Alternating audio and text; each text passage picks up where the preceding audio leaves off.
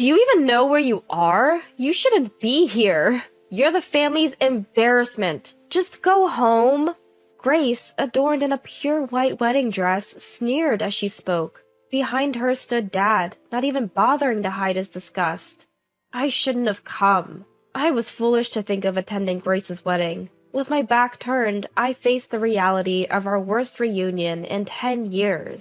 I was ready to leave then and there, completely unaware of the drama that was about to unfold at the wedding. What does freedom mean? I've been asking myself this question my whole life. My name is Natalie, born as the second daughter to the president of a well-established company. Mom, Penelope, is passive and always under the thumb of Dad, Isaac. No surprise there. Dad's a strict man, obsessed with excellence. To be the best, my sister and I were raised in a demanding environment. Tied down with constant lessons and studies, we hardly had time to be kids. Friends were out of the question, and so was dressing up. It was a stifling life. As a child, I tried hard to meet Dad's high expectations, sacrificing all my time to aim for his standard of always being the best. But I never quite made the cut, never excelled in academics or sports. Every day, my failures were pointed out by teachers. Witnessing this, Dad would yell, "Why can't you do better?" making me feel miserable. In stark contrast, Grace was exceptional at everything she did. Always top of the class, excellent in sports, and praised in extracurricular activities. She was the perfect overachiever, the epitome of Dad's mantra, always the best. So there it was, the superior sister and the mediocre one. A life of constant comparison and scrutiny. Longing for freedom but unable to express it, I had no choice but to live as told. Even though I was trying my hardest to be the person my dad wanted me to be, a pivotal moment happened that made him give up on me. High school entrance exams. My older sister Grace had already started high school. She'd gotten into a prestigious private school, sailing through the application review and acing the interview. Dad then ordered me to follow suit and take the exam for the same school. It was a tough school, way out of my league, but I studied hard, skimping on sleep to follow Dad's orders. In the end, all my efforts were for nothing. I failed the admission test. The moment I saw the results, I felt like the floor had dropped out from under me. I managed to get into another well-known private school, but Dad wouldn't have it. "You're a real disappointment," he said. From that day on, he acted as if I didn't exist.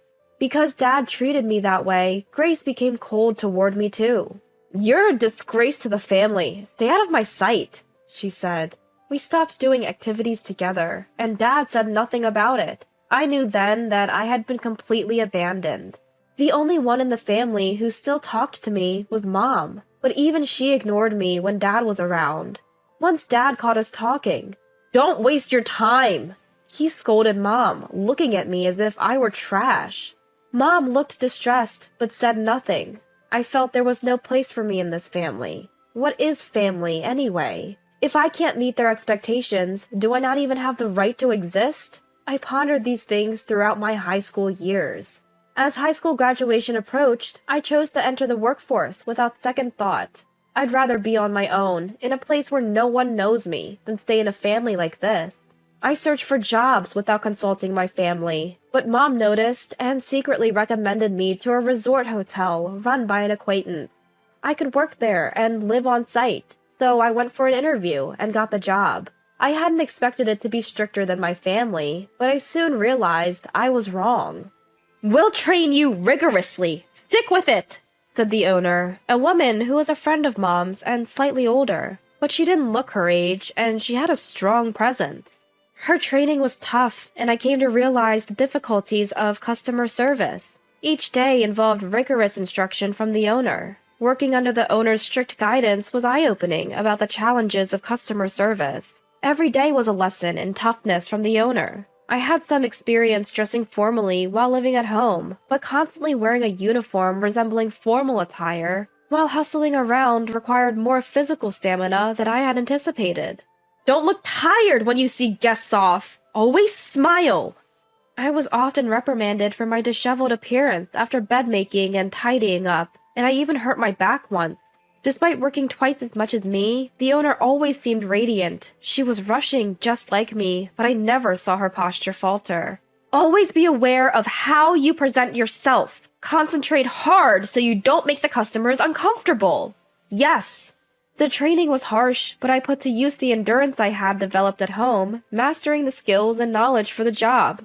Feeling a small joy when something I couldn't do yesterday becomes possible today. Faithfully delivering to customers what the owner taught me. I heard this routine every day, but as I kept at it, I began to occasionally hear from the customers themselves. Natalie, the customer earlier said you provided excellent service. Keep it up. Being praised by the owner moved me in a way I had never felt before. For the first time, I felt a sense of fulfillment and recognition that I never felt back home. At that moment, I was thankful to Mom. Without her support, I would never have found this job. I'll do my best. I found a sense of accomplishment in this job that I had never felt before. Around 10 years after leaving home, I got a message from Mom saying, Grace is getting married. I hadn't been in touch with Dad or Grace since I left. I hadn't even shown my face back home, but I had been in contact with Mom once or twice a year. I was slightly surprised because Mom hadn't mentioned that Grace was engaged, but honestly, I didn't really care. I won't attend. Dad and Grace will probably not want me there. I didn't tell Mom. I don't want to see them either. Don't say that. It's a once-in-a-lifetime event, and I want to see you, Natalie. I tried to decline multiple times, but ended up reluctantly agreeing after Mom persuaded me. The venue was a top-tier luxury hotel. Probably Dad's doing, I thought. The groom Samuel was the son of a CEO of a top-tier company. Clearly someone Dad would like. The attendees were the type Dad would approve of. The event was extremely lavish. As much as I wanted to avoid them, when I entered the green room to greet them, both Dad and Grace glared at me with contempt. It was clear they despised my presence. I expected it, so I didn't care. However, Mom, who had invited me, tried to smooth things over. I invited Natalie because it's a special ceremony. I wanted the whole family to celebrate together. Why did you come? There's no seat or meal for you, Natalie. Ignoring Mom's feelings, Grace was cold towards me. Her attitude had worsened since we last met. Do you even know where you are? This isn't a place for someone like you. So who is allowed here? Is there a rule that says only those approved by Dad can be here? Replacing the silent Dad, Grace continued to spew hateful comments. Then she dropped the last straw. The family disgrace should just leave. Fine, I'll go. I shouldn't have come. I knew this would happen. Regretting my decision to come, I heard, Natalie, wait! I want to talk to you more. Can you wait for me at that cafe for a bit? The mom who followed me seemed to have shrunk since the last time I saw her. I felt a sense of nostalgia looking at her aged appearance. I was happy to see my mom after so long. I decided to kill time in the hotel cafe, just like she told me to. There were no other customers in the cafe where the ceremony was being held. Sitting alone, I listened to the sounds coming from the ceremony hall. Even though I was away from the venue, I could hear the background music and sense the ceremony's progress. The liveliness of the venue contrasted sharply with the silence in the cafe, making me feel miserable. What am I doing here? Sorry, Mom, but I really should leave. I never wanted to attend in the first place. Deciding to act, I head to the waiting room to inform my mom that I'll be leaving, just as they're preparing for the reception. That's when I heard voices that didn't suit a wedding ceremony. Peeking into the waiting room, I saw Samuel and Grace arguing with the planner. The planner also seemed flustered. Your mistake will affect our reputation. Fix it! We didn't. The ceremony is already underway. From the conversation, it seemed that the chairman of a major client company of Samuel's firm had suddenly decided to come give his greetings at the wedding. They hadn't prepared any meals for him since he was initially unable to attend due to a business trip. They confronted the planner, urging them to find a solution. Good for them, I thought. They're learning the hard way that not everything can be prepared at the last minute. The planner would likely want to accommodate the changes, but the ceremony had already started, making it difficult. Both my dad and mom were engaged in the conversation, making it impossible to interrupt. I should slip away in this chaos, I thought. But there, right in front of me, was the planner, overwhelmed by various people. I can't let this wedding fail at my hotel. Hey, wait a second. Natalie, you're still here? Get out! Grace yelled at my sudden appearance. But at that moment, the planner's face, which had been pale from being cornered, lit up. Manager! At that word, even Grace, who had been yelling, looked surprised. That's right, I am the manager of this hotel. I oversee all of our hotels, as I was put in charge after the resort hotel I first worked at expanded its operations. The planner being cornered was my subordinate, Claire. Ignoring the surprised Grace, Dad, and Mom, I gave instructions to Claire. Claire, prepare a seat quickly. As for the food, the ceremony hall kitchen alone can't handle it, right? Tell me the menu.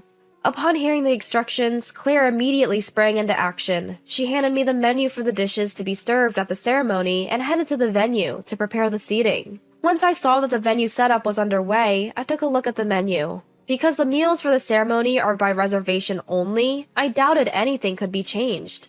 So I headed to the restaurant that's part of our hotel. After consulting with the chef, he agreed to prepare the meals, solving the problem right away. Although we can't offer the same dishes as everyone else, I'm confident no one will be disappointed with the high-end cuisine from our hotel's restaurant. Well, that settles it. We're good to go. As I conveyed this, Dad and Grace had complex expressions, but Samuel and Mom were absolutely delighted. Thank you so much for everything.